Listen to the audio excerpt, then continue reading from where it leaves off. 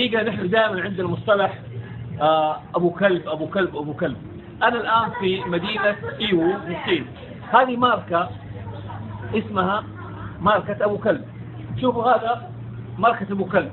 أقسم بآيات الله قيمة الجاكيت الواحد ب 3400 رمندي.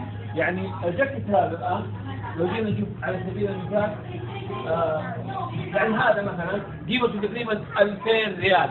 يا شباب اللي مو عاجبه ابو كلب الله يرحمه يديك، ترى ابو كلب هذا مو اي واحد يلبسه. يعني بكره غيروا مصطلحاتكم. لو واحد قال لكم والله شوف هذا بضاعه ابو كلب، هذا مو عارف ابو كلب.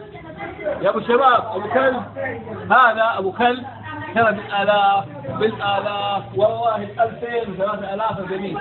يعني زي ما انتم شايفين هذا الجاكيت، هذا الجاكيت ماركة ابو كلب بكم؟ هذا قيمته تقريبا 4000 ريال.